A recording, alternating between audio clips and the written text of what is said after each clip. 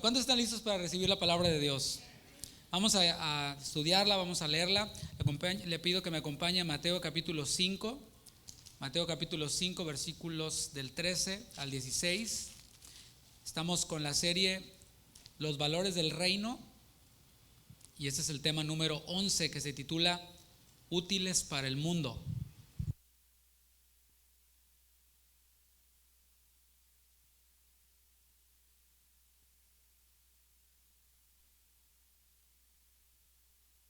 Mateo capítulo 5, versículo 13, ¿ya lo tienen? Dice: vosotros sois la sal de la tierra, pero si la sal se desvaneciere, ¿con qué será salada?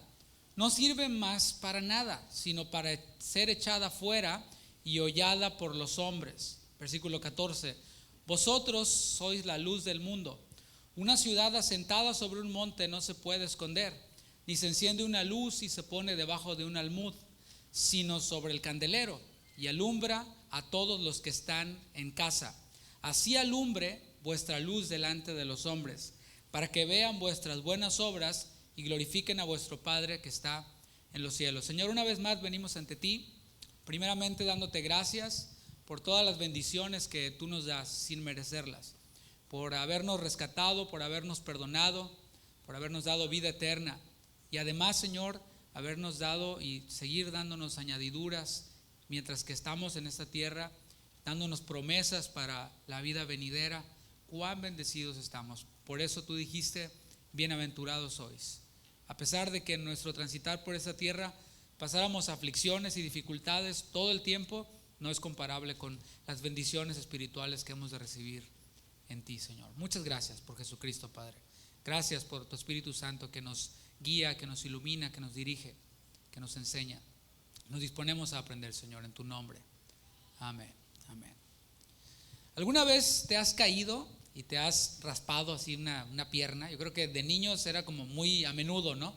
Ya de grandes es un poco distinto. Ya de grandes como que no es igual que cuando éramos niños. De niño te caías y te raspabas y te levantabas. Yo me acuerdo que yo de niño me caía y porque no me metieran a la casa, ya métete, niño, ya te cortaste. Yo seguía todas las rodillas ensangrentadas y seguía corriendo por todos lados, ¿no? Pero ¿qué tal cuando tu mamá ya te veía y decía: no, hay que curarte esa herida? ¿Cómo se sentiría si te pusieran sal ahí en la herida, ¿no? De hecho hay un dicho, ¿no? Que es: no le pongas sal a la herida. ¿Por qué? Porque arde cuando te ponen sal en una herida. Es doloroso, pero la mezcla de sal con agua, esa mezcla de sal y agua, cuando se aplica sobre una herida, ayuda para que la herida cicatrice más pronto. ¿Qué tal? Además, también ayuda para que la herida se limpie y no se infecte. O sea que esa agua con sal aplicada sobre la herida, al final aunque es incómodo, es útil y es necesario, ¿no crees? Es útil y es necesario, pero incómodo. ¿O qué tal cuando estás durmiendo, estás bien dormidito ahí en tu camita, descansando, y más cuando se está poniendo el clima como ahora se empieza a poner, así bien fresquito, y de repente llega alguien y te enciende todas las luces, ¿no? Es bien incómodo, ¿no? Sin embargo, si no te hubieran despertado encendiéndote las luces, te hubieras perdido tu cita para la entrevista a la ciudadanía americana. ¿Qué tal? No, pues sí, es incómodo, ¿verdad? Pero es útil y es necesario que te enciendan la luz en ese caso, ¿no? Y ahora, yendo a estos versículos que acabamos de leer, los versículos 13 y 14 del capítulo 5, necesitamos hacernos una pregunta, y esta pregunta es: ¿a quién se está refiriendo Jesús? Jesús dice: vosotros sois, pero ¿vosotros quién? O sea, Jesús, ¿a quién le está diciendo estas palabras? ¿A quiénes les está diciendo estas palabras? Y la pregunta es: ¿a quién se está refiriendo? La pregunta es: ¿se refiere a todos los hombres? ¿Usted qué cree? Tampoco se refiere a cualquiera quien quiera apropiarse de ello, así como así. Y eso ocurre a menudo en el mundo. Hay personas quienes ven por ahí un meme de un versículo bíblico que a lo mejor tú compartiste, y dice el versículo alguna promesa bíblica, ¿verdad? Y no sé, alguien la toma y la ve y dice: está buenísimo, y la comparte y dice: yo me apropio de esta palabra. Pero es importante que sepamos que no todas las promesas que están en la palabra son para todo el mundo, o sea, le aplican a todo el mundo. Hay promesas que son condicionadas. Ciertamente, si oyeres la voz de Jehová para hacerla, para obedecerla, vendrán sobre ti todas estas bendiciones. pero si no las hicieres, no vienen bendiciones, y tú sabes qué es lo que viene. Así que hay promesas que son condicionadas. De la misma manera, en la palabra de Dios, no todo lo que dice aplica para todo el mundo. Yo podría resumirlo de una forma más sencilla o más simple, digamos superficial, que el mensaje que Dios tiene para aquel quien no ha creído es solamente uno, y es: arrepentíos, porque el reino de los cielos se ha acercado. Después de que te arrepientes, entonces entras a otra dimensión y ya puedes disfrutar de ciertas promesas. Pero mientras que no te arrepientas, no. Y tú quizás digas: entonces Dios no sana al inconverso quien está enfermo. Sí, claro, Dios puede sanarlo. A eso se le llama gracia general, gracia común. O sea, Dios hace salir el sol sobre injustos y sobre justos, de la misma manera que le llueve a un impío, le llueve a un hijo de Dios, a un justo. Así que Dios, en esa misericordia, en esa bondad, le brinda beneficios, milagros, sanidades, incluso a quienes no le conocen. Sin embargo, las promesas de Dios son para los hijos de Dios. Y aquí Jesús se está refiriendo a sus discípulos, aquellos quienes por medio del arrepentimiento, quienes ya recibieron ese mensaje de Jesús de arrepentimiento, pasamos a ser ciudadanos de su reino. Acompáñame a Colosenses capítulo 1, versículos 13 y 14. Son algunos versículos que hemos visto ya anteriormente, pero que vamos a repasarlos. Y es bueno que los subrayes ahí en tu Biblia cuando escuches lo que tiene que ver con ciudadano del reino y con discípulo. Esos versículos se conectan. Colosenses capítulo 1, versículos 13 y 14 dice: el cual, hablando de Jesucristo, nos ha librado de la potestad de las tinieblas. Esa palabra potestad es la palabra derecho. Es decir, las tinieblas tienen derecho sobre aquellos quienes no han nacido de nuevo. Las tinieblas tenían derecho sobre aquellos quienes hemos nacido de nuevo, quienes nos hemos arrepentido de nuestros pecados. De manera que aquel quien no conoce a Cristo no puede resistirse a las tinieblas. Está dominado por las tinieblas, está movido por las tinieblas. Dice: y trasladado al reino de su amado Jesucristo. Qué maravilloso, ¿no? Que hemos sido librados de ese derecho que las tinieblas tenían sobre nosotros y hemos sido trasladados. Es como que es movido algo de un lado para otro. Dios nos movió de la potestad de las tinieblas, del dominio de las tinieblas, y nos trasladó al reino de su amado Hijo, en quien tenemos redención por su sangre, el perdón de pecados. El Señor nos compró con su sangre y perdonó nuestros pecados. Eso lo hizo Jesucristo. Fue obra del Padre, y Jesús en obediencia hizo posible esta compra, esta redención. Y esta enseñanza o este discurso que estamos viendo aquí, específicamente los versículos 13 y 14 que estudiamos hoy, van dirigidas no solo a los discípulos quienes se han arrepentido. O sea, hay algo más a profundidad que ya lo hemos visto en las demás enseñanzas, y es específicamente a los pobres en espíritu. Es específicamente a los contritos, a los que lloran por su pecado. Es específicamente a los mansos, aquellos quienes se dejan moldear por Dios. Es específicamente a aquellos quienes tienen hambre y sed de Dios. Ya va subiendo el estándar, ¿verdad? Es específicamente a aquellos quienes son de corazón puro, y no por sus propias obras, no porque ellos mismos se lo limpien, sino porque van a Dios continuamente en esa hambre y sed de justicia, para que Dios limpie su corazón, limpie sus manos, limpie sus pies, limpies completamente. Es para aquellos quienes son pacificadores o promotores de paz, y para aquellos quienes, a causa de esa promoción de la paz, a causa de ese anunciar el evangelio e invitar a los hombres a que se reconcilien con Dios, padecen persecución. No es para cualquiera quien es perseguido por alguna causa. No es para aquel quien defiende alguna causa política o racial o de alguna preferencia y es rechazado por el mundo. Es específicamente por aquel quien por causa de la justicia es perseguido, es rechazado, incluso su vida es puesta en peligro. Y después Jesús menciona a otro grupo en esos textos base. Veamos el versículo 13, obsérvalo con mucha atención, versículos 13, y después vamos a saltar al versículo 16. El versículo 13 dice: vosotros sois la sal de la tierra, pero si la sal se desvaneciere, ¿con qué será salada? No sirve más para nada, sino para ser echada fuera y hollada por los ¿qué? Los hombres. Versículo 16: así alumbre vuestra luz delante de ¿quién? De los hombres, Aquí está el otro grupo a quien Jesús se está refiriendo. Jesús dirige su mensaje a sus discípulos, a los ciudadanos de su reino, pero por otro lado también está dirigiendo y está incluyendo en este mensaje a los hombres. Ahora, ¿a qué se refiere esa palabra hombres? A lo mejor tú dices, yes, es nada más para los hombres y las mujeres nos libramos. A lo mejor si tú eres mujer dices. Pero la palabra hombres en el original, en el griego, es la palabra antropos.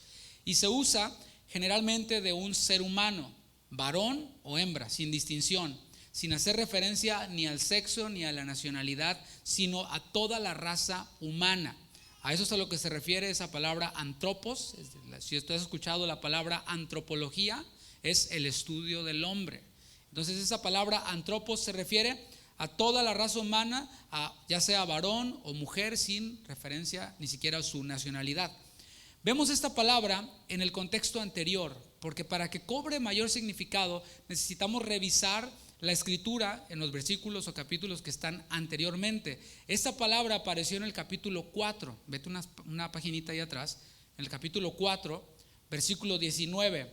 Te pongo en contexto un poquito. Jesús llamó a dos de sus discípulos, llamó a Pedro, a Simón Pedro y a su hermano. ¿Alguien se acuerda cómo se llamaba el hermano de Pedro?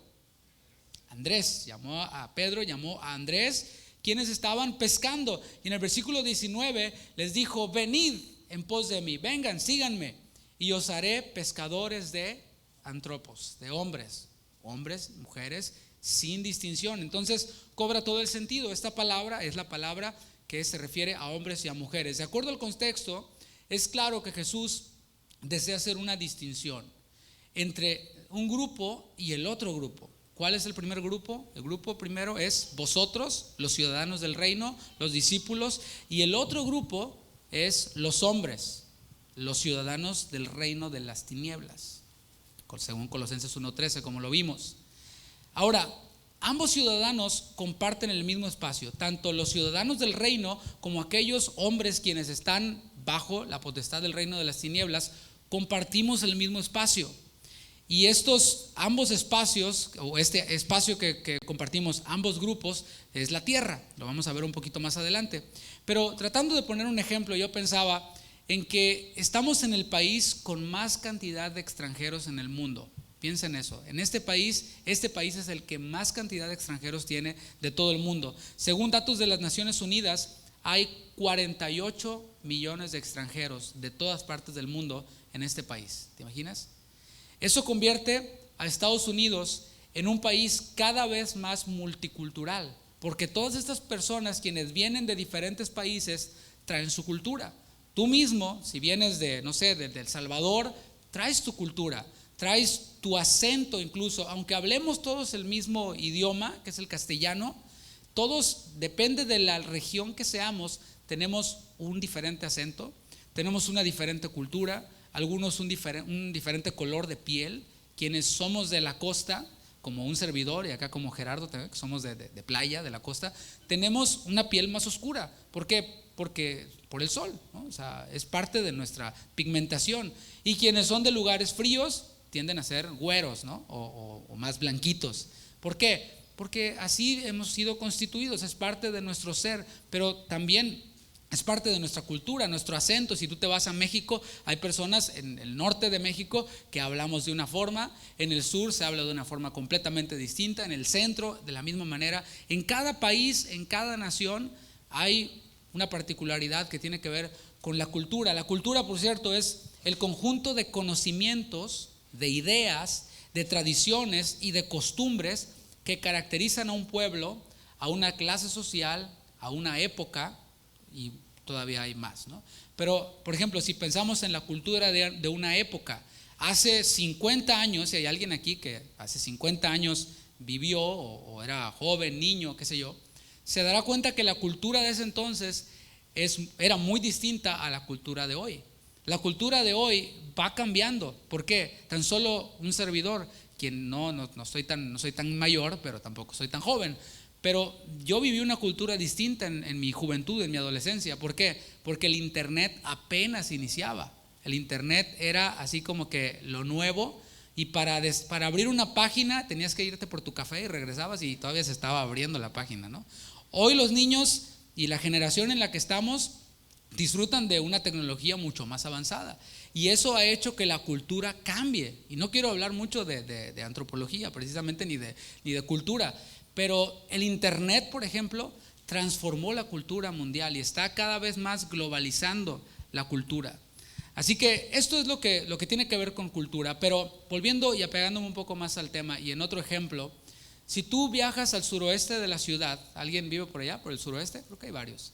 Y manejas por una calle que se llama Bel Air, te vas a dar cuenta que en el 59, antes de llegar al Beltway 8, sobre la calle Bel Air, te das cuenta que vas entrando como a otro mundo.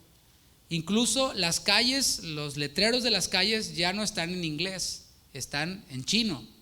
Y ves muchos restaurantes chinos, japoneses, y ves mucha cultura asiática por esa área de la ciudad. Es como que entrar a China dentro de Houston.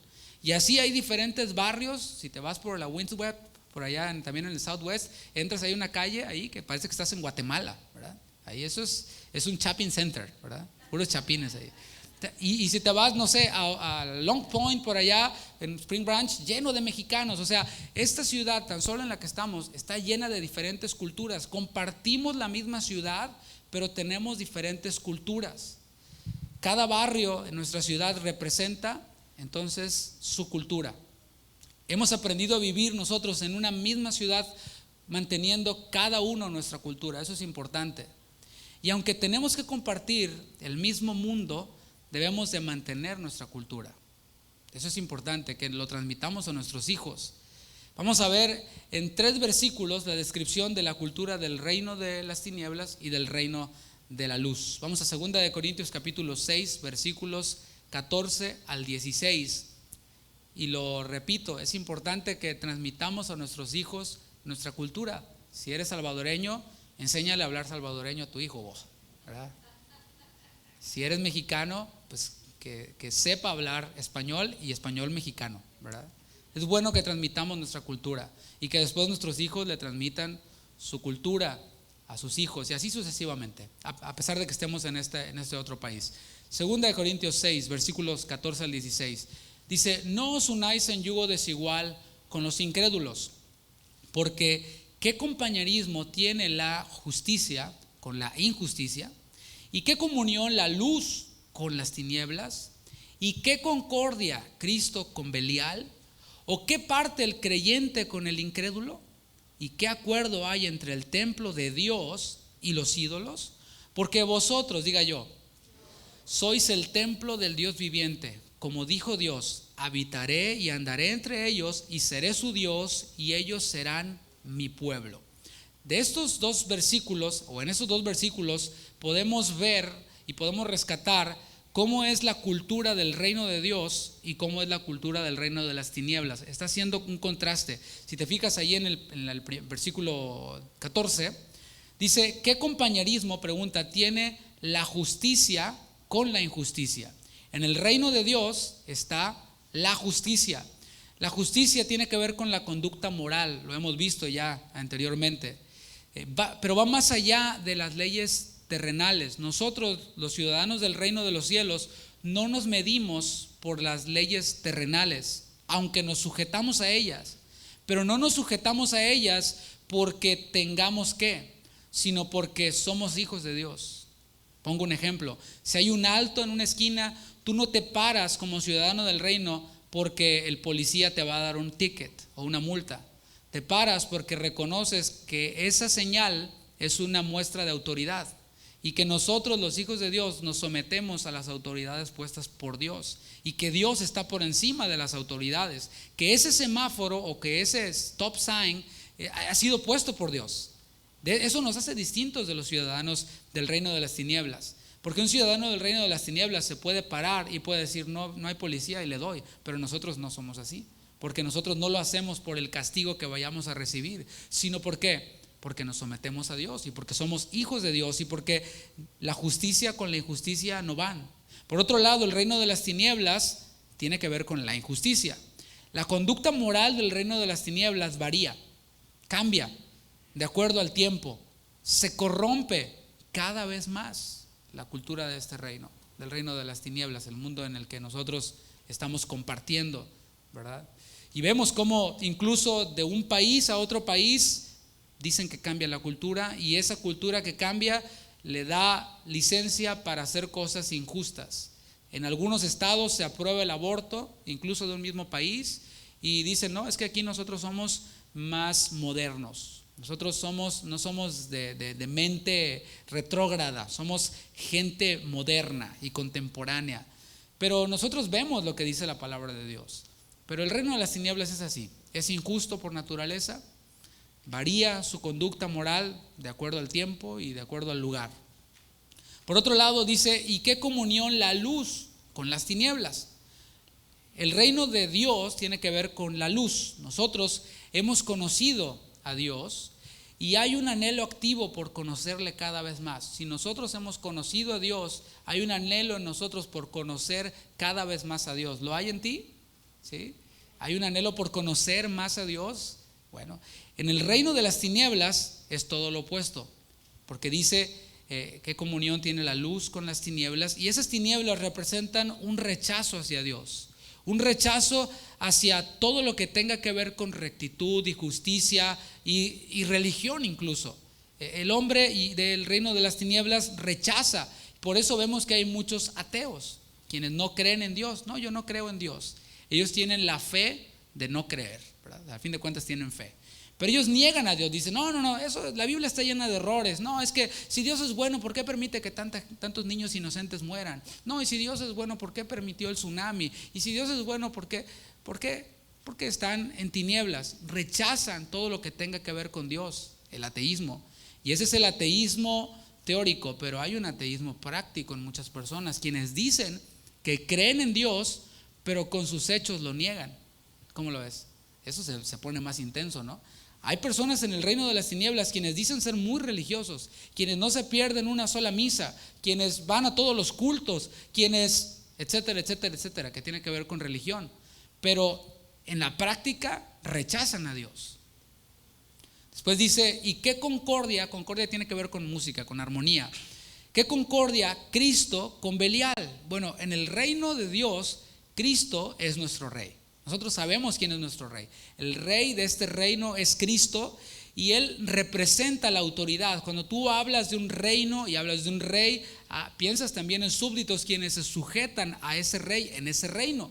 Y es Cristo quien nos gobierna, pero fíjate cómo nos gobierna Cristo. Él dijo, ven que los gobernantes de las naciones se enseñorean de ellas y ejercen sobre ellas potestad, pero entre vosotros, ciudadanos del reino, no va a ser así, sino que el que quiera ser mayor de entre ustedes será el servidor de los demás. Y Jesús no solamente lo dijo, sino que Él, cuando faltó el siervo más bajo, el que lavaba los pies mugrosos de la gente, no estaba. Jesús, ¿qué fue lo que hizo? Se ciñó una toalla, tomó una cubeta y empezó a lavar los pies de sus discípulos. Es decir, Él dijo, sean siervos, pero Él modeló el servicio, modeló la humildad. Así es como nuestro rey nos vino a gobernar, por medio de humildad, por medio de amor por los demás, antes que a nosotros mismos. En el reino de los cielos, Cristo es nuestro rey y es nuestro ejemplo para vivir en humildad, para vivir en amor. Por otro lado, el reino de las tinieblas dice y menciona a Belial. ¿Qué es Belial? Según el diccionario, un diccionario que se llama Holman, es una transliteración de un sustantivo común hebreo que significa inútil. O sea, Belial es igual a inútil. Belial también significa indigno. Quiere decir señor de la arrogancia. Eso es lo que significa Belial. ¿Te fijas cómo es todo lo opuesto al reino de Cristo y a Cristo mismo? Belial representa al señor de la arrogancia, al señor del orgullo, al señor de sírvanme, ¿verdad? Servir yo, no, que me sirvan. A ver, y rápido, y a la de 3, y ya, y porque eso está mal, y porque eso, y atiéndame, pero bien. Ese es el señor del orgullo, Belial. Algo indigno, algo inútil. En el reino de las tinieblas predomina también el egoísmo, precisamente. Es ese egoísmo que lleva a sus ciudadanos precisamente a la depresión y a la desesperanza, porque mientras más demandan atención, mientras más demandan todo para acá, como no se les cumple, y cuando se les cumple no es como ellos lo quieren y lo esperan, cada vez se hunden más en el desánimo, en la depresión, en la desesperanza. Eso es lo que tiene que ver con Belial. Pero también pregunta 2 Corintios, ¿o qué parte el creyente con el incrédulo? En el reino de Dios estamos los creyentes, aquellos quienes vivimos por la fe en nuestro poderoso Rey. ¿Y te has detenido a pensar un poquito que el reino de Dios tiene que ver con fe? ¿Y qué implica que el reino de Dios tiene que ver con fe? Fíjate qué tanta fe implica para nosotros, los ciudadanos del reino. Implica que creamos que un hombre estuvo en el vientre de un gran pez por 3 días. ¿Qué tal? ¿Cuántos lo creen? No es cuento, o sea, no es historia para los niños de la escuela dominical. Nosotros creemos que Jonás estuvo en el vientre del pez por 3 días. ¿Cómo la ves? Yo veo que alguno, ¿en serio? No era cuentito, no, fue en serio. Si Dios pudo crear los cielos y pudo crear la tierra en 6 días, con el poder de su palabra fueron hechas todas las cosas, ¿no crees que Dios pueda tener a un hombre, no por 3, por 10 días, por 100 días, a un hombre dentro del vientre de un pez?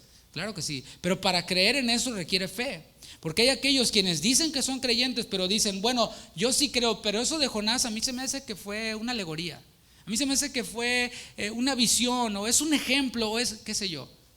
Y tratan de buscar la explicación. No, yo no le busco explicación. Yo me apego a lo que está en la Escritura y lo creo, porque toda la Escritura es inspirada por Dios, toda, de principio a fin. ¿Cuántos lo creen? Bueno, hay que obedecerla entonces, ¿no? Vamos bien, es buen inicio creerla. Después viene la parte de obedecerla, pero en el reino de los cielos, en el reino de Dios, estamos quienes vivimos, caminamos por fe en nuestro poderoso Rey. Y en el reino de las tinieblas están los incrédulos, aquellos quienes desconfían no solo de Dios. Y dices tú, bueno, si desconfía de Dios, pues ¿qué se puede esperar las demás personas, no? Desconfían de Dios y confían en sus recursos propios. No, yo no necesito a Dios, dicen muchos, ¿no? Yo tenía un familiar que cuando yo estaba terminando la carrera me decía, ¿y qué cuánto te falta? No, ya estoy en mi último semestre, gracias a Dios. Gracias a Dios, gracias a ti. Tú eres el que se levantaba a las 6 de la mañana todos los días, ¿verdad? Y yo, pues sí, pero Dios me daba el aliento para respirar cada día a las 6 de la mañana. Tú eres el que se quemó las pestañas estudiando. Y yo, ni tanto, pero sí, ¿verdad? Pero eras tú. Pues sí, pero pues, ¿cómo te explico? Incrédulo. O sea, ¿cómo te explico, no? Yo le atribuyo a Dios la salud. Yo le atribuyo a Dios la fuerza, la sabiduría, la inteligencia. Todo proviene de Él.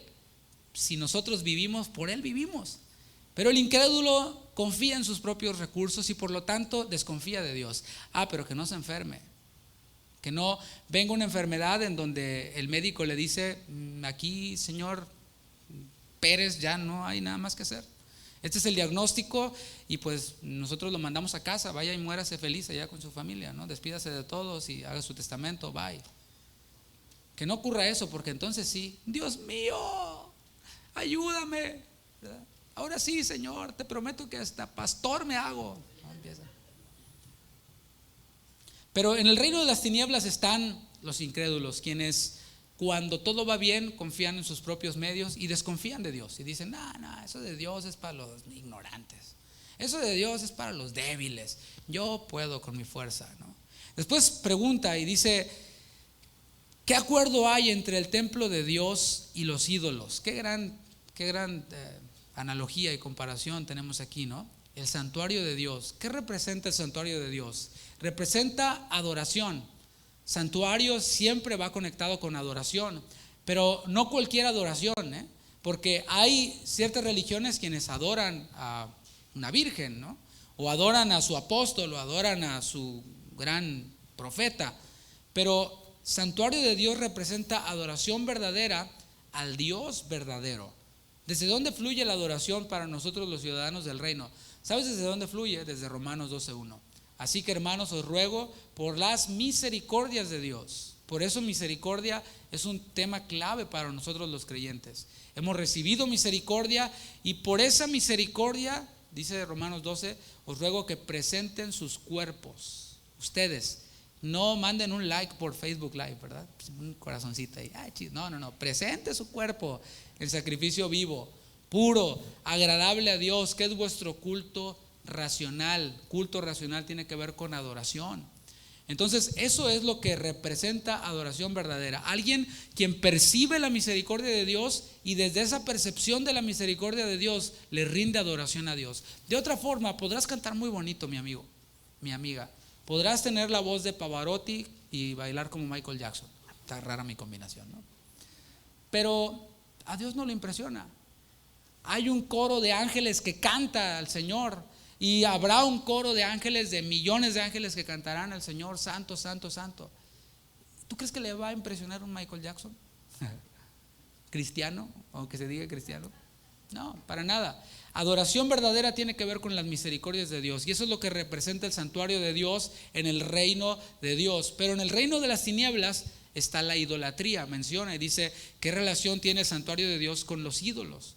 En el reino de las tinieblas hay un sinnúmero de superstición, un sinnúmero de religiosidad hueca. Eso es lo que hay en el reino de las tinieblas. Hay idolatría. ¿Idolatría en qué? Mira, todo es idolatría en el reino de las tinieblas.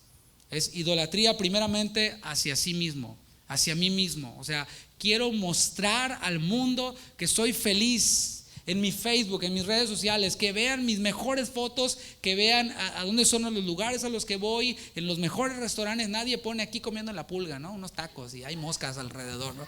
No, nadie pone eso. Check-in y un selfie y la moscota ahí, ¿no? Y con todo el chongo así, ¿no? De la hermana, ¿no? Y el hermano con su playera del PRI así, ¿no? Toda transparente, ¿no? Lo pones cuando vas al steakhouse, ¿no? Y con tu esposa con su vestido negro. Ay, aquí nomás echándonos unos tacos, ¿no? Claro, y todos like, ay, vénganse todos, los invito. Ay, sí, ahí vamos. Y toda una superficialidad y un culto a la personalidad, un culto a mí mismo. Quiero que todos vean que soy feliz. ¿Cuántos estudios no hay de divorcios que de repente dicen, ay, se divorciaron? ¿Cómo? Pero si se veían tan felices, sí, en el Facebook. Ahí se veían muy felices, sonriendo. Pero adentro es el asunto, ¿no? Ahí empieza la idolatría a sí mismo, pero idolatría a las cosas materiales, idolatría al trabajo, idolatría al entretenimiento, y de ahí síguele. Romanos 21 dice que como el hombre no tuvo en cuenta a Dios, Dios le entregó a pasiones vergonzosas, y dice que cambiaron la gloria de Dios por la creación. Adoraron a las criaturas antes que al Creador. Por eso Dios los entregó a toda clase de placeres, y esos placeres también tienen que ver con idolatría en el mundo. El placer que es viernes y el cuerpo lo sabe y que siente el cuerpo lo que recibe, y vamos a darle a la rumba porque ya es viernes, ¿sí? Y vamos a reggaetonear, ¿no? A berrear por ahí. Y puedes ver que esa idolatría, ese ídolo hacia el entretenimiento y hacia los placeres está en el reino de las tinieblas. Yo te pregunto, ¿hay algo de la cultura de los hombres del reino de las tinieblas que nosotros los ciudadanos del reino de Dios necesitemos? Otra vez lo hago la pregunta más breve. ¿Nosotros necesitamos algo de eso? ¿El reino de las tinieblas? Otra vez lo hago la pregunta porque soy yo medio inseguro. Aunque sea para que me haga sentir bien, dígalo con fuerza, ¿no? ¿Hay algo del reino de las tinieblas que nosotros necesitemos? No. El apóstol Pablo dijo que no hay compañerismo. ¿Se entiende lo que es compañerismo? Compañerismo, fellowship. Que no hay comunión, que no hay concordia, o sea, armonía, que no hay parte, que no hay porción, que no hay herencia, que no hay botín, que no hay acuerdo. Es completamente opuesto uno del otro. Así que si tú vienes con la pregunta, pastor, ¿es pecado bailar? ¿Es pecado si me voy al antro, aunque no tome, nomás una, y una no es ninguna? ¿Qué te digo, no? Arrepiéntete. Está como aquella anécdota que llega, pastor, el chico, ¿no? Pastor, ¿puedo echarme una cervecita? Sí, sí puedes. ¿Y puedo echarme un cigarrito? Sí puedes. Bueno, ya que estamos en confianza, pastor, uno de esos verdes, ¿no? Que ya andan legalizando. Sí, claro, puedes también. Entonces, ¿me puedo ir al hotel con mi novia también? Sí, claro que puedes. Pues está padre esta iglesia. Entonces, ¿qué es lo que no puedo hacer, pastor? Entrar al reino de Dios, nomás. No puedes entrar al reino de Dios porque no hay compañerismo, no hay comunión, no hay concordia, no hay porción, herencia, botín o acuerdo entre la cultura del reino de los cielos y la cultura del reino de las tinieblas. Ahora, la otra pregunta que surge aquí: ¿habrá algo que necesiten ellos de nosotros? ¿Habrá algo que el reino de las tinieblas necesite de nosotros? Sí, claro, son ellos quienes necesitan nuestra cultura. Dice Mateo capítulo 10, versículo 16, Mateo 10, 16. He aquí yo os envío como a ovejas en medio de lobos. O sea, no confundamos en donde dice que no hay compañerismo, en decir, no me voy a juntar con nadie del mundo, no les voy a hablar, voy a pasar derecho y no los voy a voltear a ver. No. Jesús dijo, yo los envío, o sea, vayan como ovejas en medio de lobos, distingan bien y definan bien cuál es su naturaleza. Su naturaleza es de ovejas y ellos son los lobos. Sed pues prudentes como serpientes y sencillos como palomas. Jesús nos envía a este mundo bajo el maligno, porque por cierto, si no lo recordabas, este mundo, el que compartimos con los ciudadanos de las tinieblas, está bajo el maligno. Por eso dijimos que era la potestad de las tinieblas. Ellos no tienen otra opción más que obedecer al reino de las tinieblas y a su rey, que es el maligno. Primera de Juan capítulo 5, versículo 19, dice que este reino está bajo el maligno, que este mundo está bajo el maligno. Entonces, Jesús, ¿para qué nos envía a este mundo bajo el maligno? ¿Con qué propósito? Dice el versículo 13, vosotros sois la sal de la tierra. El versículo 14 dice, vosotros sois la luz del mundo. Entonces nuestro propósito en esta tierra, en este mundo bajo el maligno, es ser sal y ser luz. La sal para la audiencia de Jesús representaba varias cosas, tenía muchas utilidades, pero por lo menos yo resalté dos. Una era para evitar la descomposición de los alimentos. Ellos no tenían un refrigerador como tú o dos. Ellos no tenían, lo único que tenían era sal. Y la carne que ellos deseaban conservar, no la metían al refrigerador, la llenaban de sal y se conservaba aún en el calor de aquellos lugares. Así que esa era una de las funciones de la sal, evitar la descomposición, la podredumbre en los alimentos. Y la otra función de la sal era para evitar las infecciones en las heridas, precisamente lo que hablaba. Esas heridas que se les ponía agua con sal para que cicatrizaran y para que se limpiaran, para que no se infectaran. Y la luz, por otro lado, porque dijo ustedes son sal, pero también son luz. La luz lo que hacía y sigue haciendo es disipar las tinieblas. Es hacer que las cosas se vean más a detalle. Para la audiencia de Jesús, la luz, así como para nosotros, representaba seguridad. ¿Te has puesto a pensar en eso? ¿Por qué los niños cuando está algo oscuro no se van para allá? Y dicen, no, es que allá es oscuro y huyen de la oscuridad, porque se sienten inseguros. Es parte de nuestra naturaleza. En la oscuridad nos sentimos inseguros, porque en un cuarto oscuro es más fácil que si vas sin zapatos, descalzo, te golpees con algo, ¿verdad? O que te tropieces o que te caigas. La luz entonces representaba para ellos seguridad. Ellos incluso no se podían transportar de un lugar a otro. ¿Por qué? Cuando era de noche. ¿Por qué? Porque era peligroso. En un trayecto, en un camino que estaba oscuro, de noche, era más fácil que un ladrón los asaltara y que los despojara de todo lo que tenían. No es como hoy, tú puedes salir a las 11, 12 de la noche y está todo iluminado, hay luces por todos lados, en tu auto hay luz, tu teléfono trae luz y ahí alumbras y todo, pero en el tiempo de ellos no lo había y era muy peligroso salir de noche y trasladarse de un lugar a otro en la noche mientras que estaba la oscuridad. Aplicándolo a nosotros, nuestro propósito en esta tierra extraña, es vivir bajo los valores del reino, los que hemos visto hasta ahora. Y de esa forma, cuando nosotros vivimos bajo los valores del reino, de esa forma evitamos la descomposición en nuestro entorno. Nuestro propósito en esta tierra extraña es vivir de tal forma que disipemos las tinieblas, creando seguridad, por supuesto, con la palabra de Dios. Si estás tú en una empresa en la que, por supuesto, lo más común es que todos sean incrédulos, y alguien tiene una crisis, tiene un problema, ¿con quién crees que se va a acercar? Aunque te haya hecho bullying, aunque te haya rechazado, aunque te haya perseguido, cuando esa persona está en una necesidad, sus recursos han sido insuficientes y no le queda de otra más que Dios, ¿con quién va a ir? Con el que es sal, con el que disipa la podredumbre o evita la podredumbre, con aquel quien disipa las tinieblas, va a ir directamente con el cristiano. Así como la sal en la herida, cuando vivimos bajo los valores del reino, incomodamos a aquellos quienes están heridos por causa del pecado. Hace cuenta que le pones sal a la herida y arde. Bueno, nosotros cuando vivimos bajo los valores del reino somos sal e incomodamos a aquellos quienes están heridos a causa del pecado. Vamos a Romanos, capítulo 1, versículo 24. Romanos 1, 24 y 25. Dice: por lo cual también Dios los entregó a la inmundicia en las concupiscencias de sus corazones, de modo que deshonraron entre sí sus propios cuerpos, ya que cambiaron la verdad de Dios por la mentira, honrando y dando culto a las criaturas antes que al Creador, el cual es bendito por los siglos. Amén. Este mundo está así, está herido a causa del pecado, está herido deshonrando su propio cuerpo, porque por más que digan es mi cuerpo y hago con él lo que yo quiera, y salen y se manifiestan desnudos en la calle, están deshonrando sus propios cuerpos, están deshonrando esa naturaleza de Dios que hay en ellos.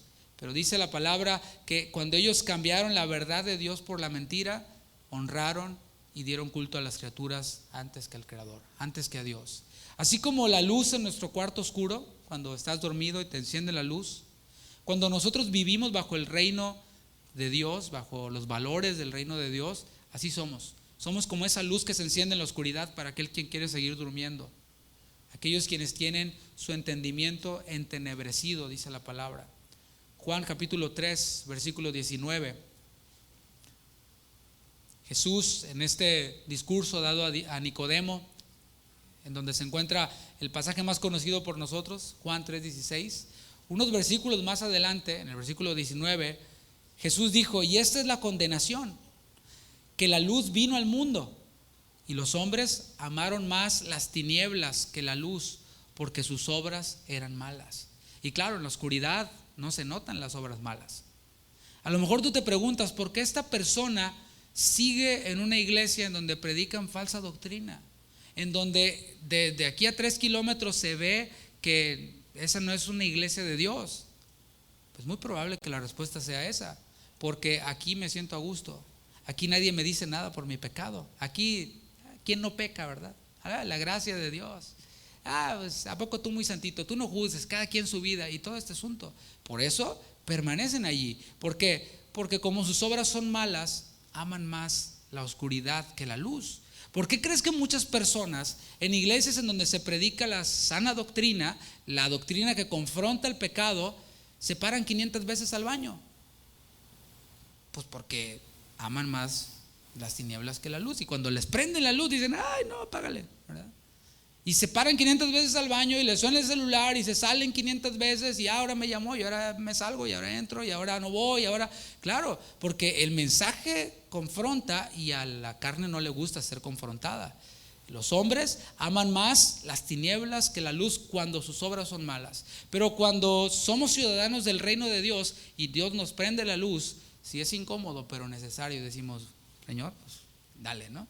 Revela, examíname y muéstrame lo que esté mal para ser cambiado. Pero cuando nosotros caminamos en estos valores del reino, somos incómodos para aquellos quienes quieren vivir bajo las tinieblas. Somos incómodos, pero somos útiles y somos necesarios en este mundo. Volviendo con las palabras de Jesús, versículo 13, la segunda parte, dice: pero si la sal se desvaneciere, ¿con qué será salada? No sirve más para nada, sino para ser echada fuera y hollada por los hombres. Dice el versículo 14, la segunda parte: una ciudad asentada sobre un monte no se puede esconder, ni se enciende una luz y se pone debajo de un almud. En su alegoría, hermanos, quiero que veamos esto. Jesús está siendo enfático, es muy enfático y es repetitivo. Repite una y otra vez que tanto la sal como la luz deben de estar cumpliendo su propósito. ¿De qué te sirve la mejor carne y la mejor sal si no está la sal sobre la carne? No está cumpliendo su propósito. ¿De qué te sirve la mejor luz LED si no la prendes o si la tienes escondida en un lugar? Jesús está siendo no solo enfático en que tanto la sal como la luz deben de cumplir su propósito, sino que también es drástico, porque dice que una sal que no sala es inútil. Diga inútil. Es tan inútil como el polvo del piso. ¿Para qué te sirve el polvo del piso? Para nada. Nadie lo quiere. Es inservible, no sirve para nada. Es imposible, hermanos, que una sal deje de salar. Tan imposible como esconder una ciudad asentada sobre un monte. Es lo que Jesús está enseñando. Está siendo drástico. Está diciendo, es imposible que la sal deje de salar. Si eres sal, vas a salar. Si eres luz, vas a alumbrar. Una luz que se esconde debajo de una vasija grande es inútil. Nadie en sus 5 sentidos haría eso, ¿verdad? Nadie en sus 5 sentidos tendría una luz y le pondría una cubetota encima. Diría, no está en sus 5 sentidos, ¿verdad? Bueno, así de absurdo es un cristiano inútil. Un cristiano inútil es así de absurdo. Uno quien dice que es cristiano, pero que no vive bajo los valores del reino. Uno que no representa allá afuera la cultura del reino al que dice pertenecer.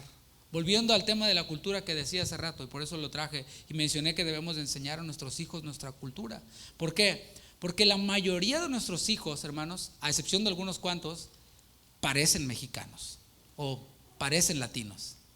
Dicho de una manera más coloquial, tienen el nopal pintado en la cara, ¿verdad? Tenemos, dijo el otro. Así que cuando están con sus amiguitos americanos, oh, let's bring the Mexican. Hey, come on. Hey, do the mariachi thing. I don't speak Spanish. You look like a mariachi. You don't sing mariachi? I don't speak Spanish. Es como un mexicano que no habla español. Un cristiano quien no vive bajo los valores del reino, no representa la cultura del Dios que tiene dentro. Es como un mexicano que no sabe lo que son los tacos, ¿que me entiendas? Taco, what is that? Y su cara entonces, pupusa, what is that? Is that like a burger or something? No. Es absurdo, ¿no? No tiene sentido. Imagínate que traes a tu amigo chinito, que tú lo ves chinito, y ándale, hazle como Karate Kid, y dice, no sabe, ¿no? No sabe lo que es el espagueti. O sea, cada quien tiene que representar la cultura, ¿no? Aunque estemos en otro país. Eso es lo que ha hecho que la cultura judía, y hablando en serio, que la cultura judía prevalezca hasta nuestros días. Aunque estén en Estados Unidos, aunque estén en Canadá, los judíos siguen siendo judíos, siguen manteniendo sus tradiciones y su cultura. Por eso continúan hasta ahora. Si seguimos al paso que vamos, la cultura hispana va a desaparecer aquí en este país. Pero bueno, ellos nos ayudan el 5 de mayo a recordar nuestra cultura, ¿verdad? Y qué bueno, para que no se les olvide y no se nos olvide. La pregunta aquí es, ¿cómo puede ser inútil un cristiano? Siendo más específicos.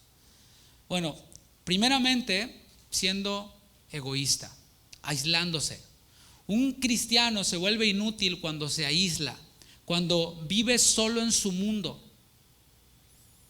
Un papá cristiano quien no habla con sus hijos, porque ellos hablan inglés y yo no hablo español, o al revés, ¿no? Ellos hablan inglés y yo español y no nos comunicamos, ¿no? No habla con sus hijos, tampoco habla con su esposa, nada más es, oye mi amor, ¿cómo te fue? Ya ves, las esposas son bien en plática, ¿verdad? Ay mi amor, ¿cómo te fue? Bien, ¿no? ¿No? ¿Quieres comer? Okay. Un cristiano se vuelve inútil cuando vive en su mundo. Cuando llega de trabajar, muy cansado, a dormir, a ver la tele o estar en el celular y nadie sabe del don. Y aquel cristiano se vuelve inútil cuando en su trabajo no habla con nadie, entra directo a su trabajo y no se comunica con nadie, se aísla.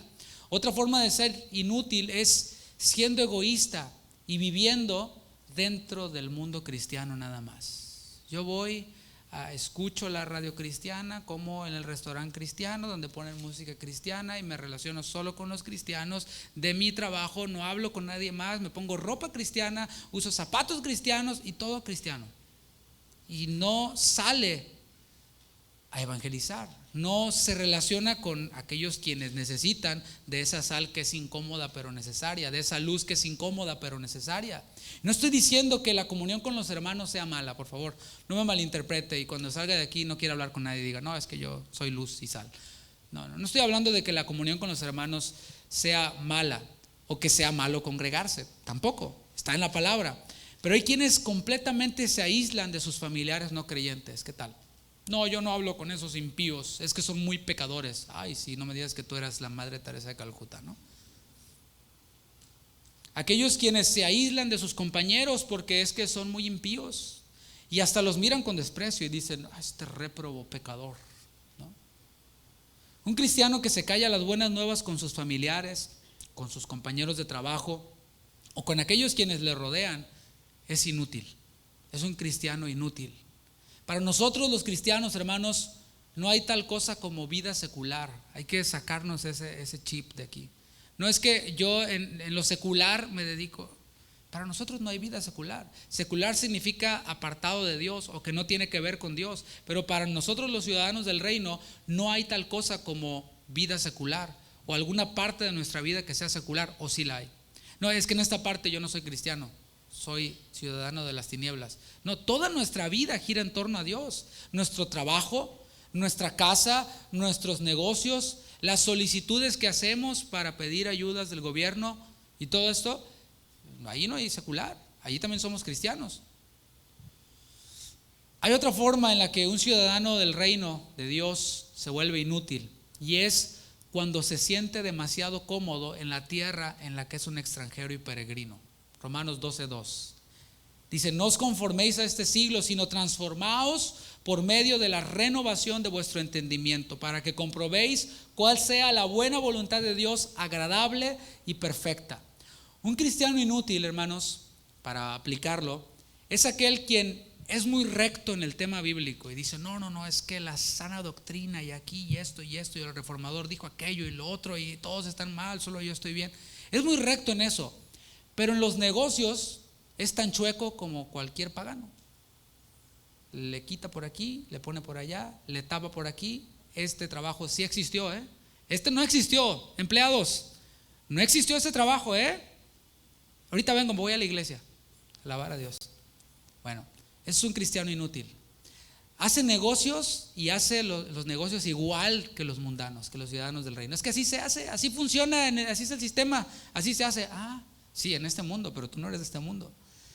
Tiene una íntima amistad con los ciudadanos del reino de las tinieblas, íntima, porque piensa igual que ellos. O sea, si un ciudadano del reino es capaz de tener una íntima amistad con un ciudadano de las tinieblas, es porque pasó la línea y ya piensa igual que ellos. Porque si viviera bajo los valores del reino, le prendería la luz y lo rechazarían o abrazarían el mensaje del evangelio. No sé si me estoy comunicando.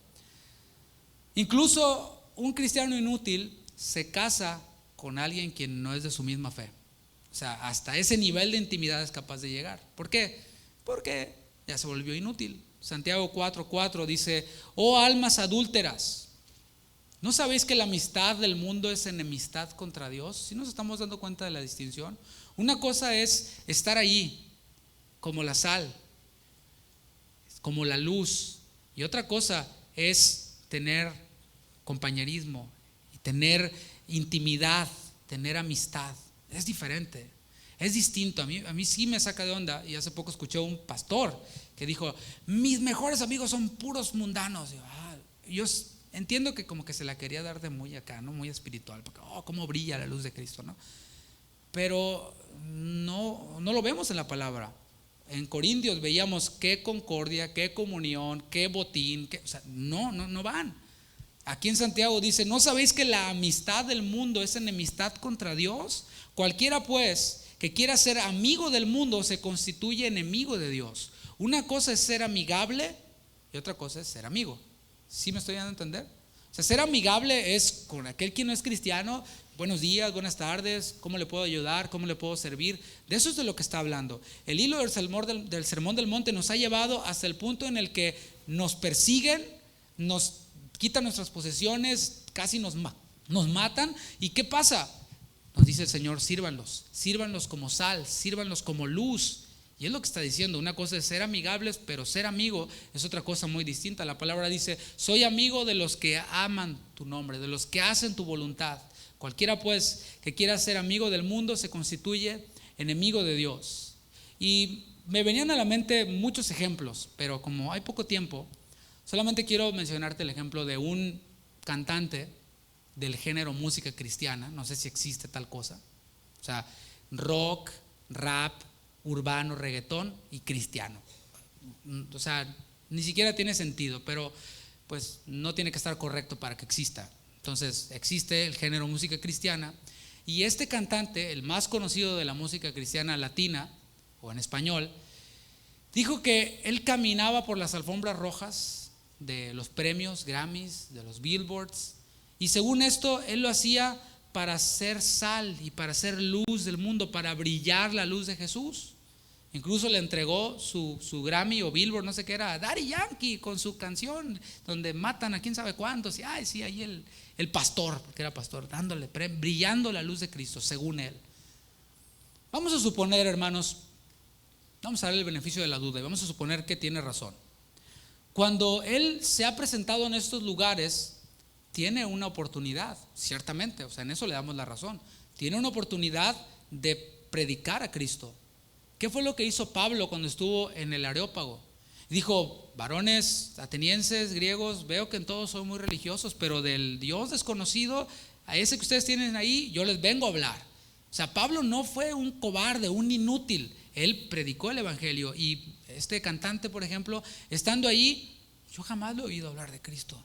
Él le da gracias a su productor, a sus fans, gracias por este premio, a la academia y tal. Y también a Diosito. Pero nunca los oyes estando ahí, aprovechar ese escenario para proclamar el evangelio y lo que Cristo ha hecho. Yo te voy a leer nada más, no te la voy a cantar, te la voy a leer, la letra de una de esas canciones que este cantante comenzó a componer cuando se le empezaron a abrir estas puertas que él le llama. Hace años, en los 90s, cantaba cantos bíblicos, cantos que se apegaban a la escritura, unos muy lindos, o sea, porque siguen por ahí flotando, ¿no? Pero cuando se empezaron a abrir esas puertas para él, la cual él decía ser luz del mundo, empezó a componer canciones como esta. Dice: puedo vivir, puedo gozar, puedo decir, tengo libertad. Puedo reír, puedo llorar, puedo decir, tengo libertad. Puedo cantar, puedo correr, puedo danzar, tengo libertad. Puedo amar, puedo alabar, puedo soñar, tengo libertad. Tengo libertad, tengo libertad, tengo libertad, tengo libertad. Qué profundidad, ¿no? Pero por ningún lado está Dios. O sea, se para en un show secular para brillar la luz de Cristo, cantando esto que no tiene nada de Dios, en ritmo merengue y con dos monas en cada lado, con unos shorts hasta acá, brillando la luz de Cristo. ¿Cómo la ves? Pues a eso yo le llamo un cristiano inútil, ¿no? Hay otro predicador muy famoso, ganador de muchos premios, reconocido en todos lados. Estuvo en un programa con un conductor llamado Larry King. Él dijo, este predicador, hijo de un pastor muy famoso, quien ha escrito libros que han sido bestsellers, un éxito, él dijo que Jesús no es el único camino al cielo. O sea, Larry King le preguntó, entonces Jesús es el único camino al cielo, y él dijo, y empezó a patinar. Y dijo, no, pues yo creo que si tú eres judío, o eres musulmán, o eres mormón, pero eres sincero en tu corazón, yo creo que vas al cielo. Eso dijo.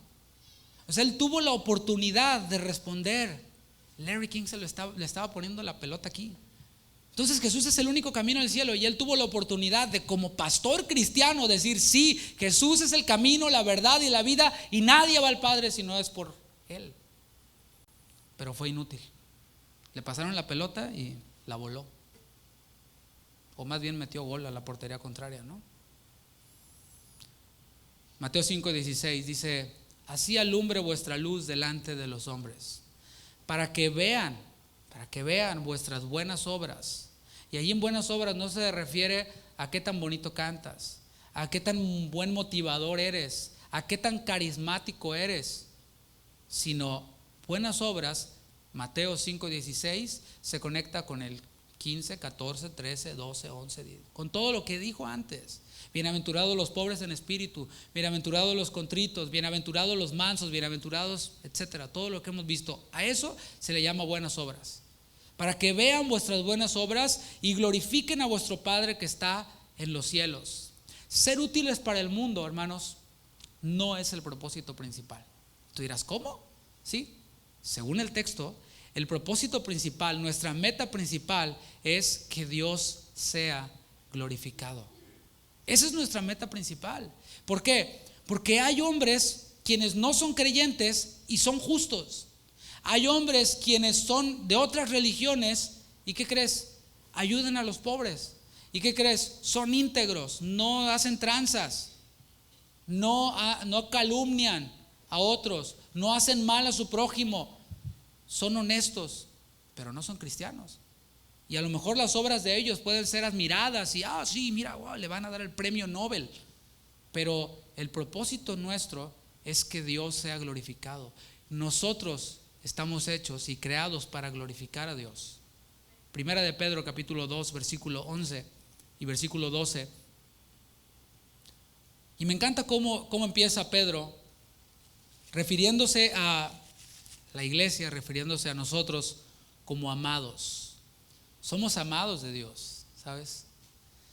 Con un amor que nosotros podemos disfrutar a plenitud. Aquel quien es ciudadano del reino de las tinieblas ha sido amado por Dios, porque de tal manera amó Dios al mundo, pero no disfruta de ese amor a plenitud como lo disfrutamos nosotros. Esto lo vamos a ver la próxima semana. Es más, el amor de Dios ha sido derramado en nuestros corazones por el Espíritu. Romanos 5:5. Dice primera de Pedro 2:11, amados, yo os ruego, ¿como qué? A extranjeros y peregrinos. O sea, ubíquense. Ustedes son peregrinos, son extranjeros aquí. No se tienen que adaptar a este mundo de tal manera que se olviden de su cultura, de su idioma, de sus tradiciones. No tienen que hacerlo. Ustedes son extranjeros y peregrinos, que os abstengáis de los deseos carnales que batallan contra el alma, manteniendo buena vuestra manera de vivir entre los gentiles. Otra vez nos ubica en medio de lobos, ovejas en medio de lobos. Pero mantengan buena vuestra manera de vivir entre los gentiles, para que en lo que murmuran de vosotros como malhechores, o sea, que murmuren de nosotros como malhechores, no necesariamente, o no quiere decir que lo seamos. O sea, si van a decir cosas de nosotros que sean mentiras, Jesús lo dijo, bienaventurados cuando digan en contra de vosotros toda clase de mal mintiendo. Pero vergüenza si los tienen como malhechores, y sí lo son. Vergüenza por eso. Pero dice, en lo que murmuran de vosotros como malhechores, glorifiquen a Dios en el día de la visitación. Habrá un día en el que toda rodilla se doblará, en que toda lengua confesará que Jesús es el Señor. Entonces ahí dirán, no, todo lo que dijimos de este brother era pura mentira, era pura calumnia. Él siempre fue una persona íntegra. Y lo he dicho en otras ocasiones, por allá en los 80s, de donde nosotros venimos, en México, en esa parte de México por lo menos, decían, con esa persona puedes hacer un negocio, ni siquiera tienes que firmar nada. ¿Por qué? Porque es hermano. Órale. O sea, decir soy hermano, soy cristiano, tenía peso e inspiraba confianza. Te pregunto, ¿hoy es igual? ¿Por qué? Porque andan buscando todo su mejor vida ahora, los cristianos. Y tienen libertad, pueden gozar, pueden reír, pueden soñar, Pero dicen, lo que murmuran de vosotros como de malhechores, glorifiquen a Dios en el día de la visitación, al considerar vuestras buenas obras. Ese cantante famoso del que hablé dice que hay que ser elegantes, esa es la palabra que él usa. Hay que ser elegantes para presentar el evangelio, y narra una historia en la que supuestamente él le predicó a un cantante de música ranchera que dice que traía aliento alcohólico. Pero él dice, yo le presenté el evangelio de una forma elegante. Yo me pregunto, ¿qué de elegante tenía el mensaje de Juan el Bautista en el desierto? Yo te pregunto, ¿qué de elegante tenía el mensaje de Jesús con los fariseos, con aquellos quienes le seguían buscando un milagro? Y les decía, ustedes me siguen porque se tragaron como perros, porque se saciaron. Eso es lo que en el original significa, porque comieron y se saciaron, por eso me siguen. Ay, qué elegante Jesús. El cantante le debería decir, de reclamar a Jesús, ¿no? Oye, deberías de comprarte la Biblia elegante, ¿no? Ahí la venden en los Grammys. Dice que hay que ser elegantes, y eso él lo interpreta como hacerte igual que ellos. O sea, ser cool, ¿no? Hay que ser cool, hay que ser igual que ellos. Pero la realidad, hermanos, es que el mundo espera que nosotros seamos sal y que seamos luz. El mundo no espera que nosotros seamos cool, ¿sabes? El mundo tiene sentido común y dice, este es cristiano, es como Cristo. Que no me salga con que va a ser cool y elegante, porque Cristo no lo era. O sea, Cristo vino al mundo y condenó el pecado. Ellos lo saben, su conciencia se los dice.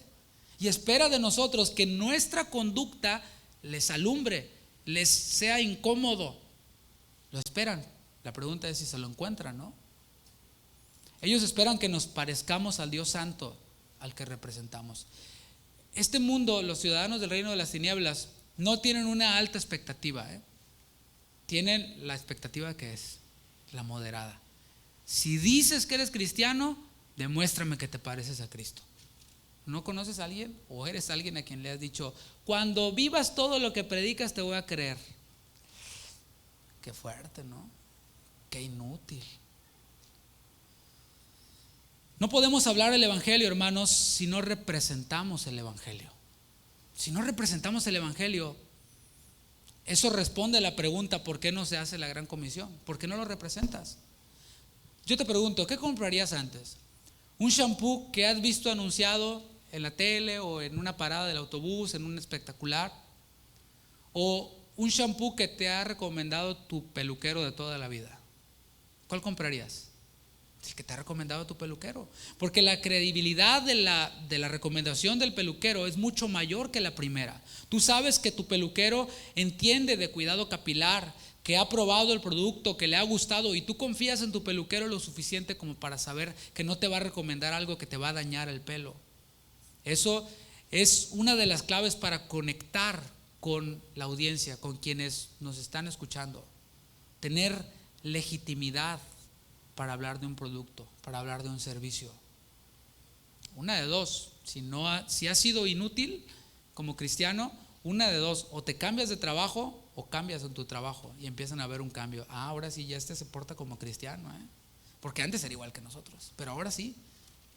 Para concluir, hermanos, Dios nos llama, Jesús nos llama a que seamos útiles para Él. Hoy se habla mucho acerca de ser exitosos y de soñar en grande, pero eso es lo que yo veo aquí. La próxima semana lo vamos a ver. Jesús dijo, aquel quien haga estas cosas y las enseñe a otros, será llamado grande en el reino de Dios. Pero aquel quien tuerza todas estas cosas y así torcidas las enseñe a otros, será llamado pequeño en el reino de Dios. Y el Señor quiere que seamos útiles. Es más, espera que seamos útiles. Él ya está dando por sentado, bienaventurados los pobres en espíritu. Ustedes ya son pobres en espíritu. ¿Por qué? Porque han sido trasladados del reino de las tinieblas al reino de la luz. El Señor ya da por hecho que nosotros somos útiles.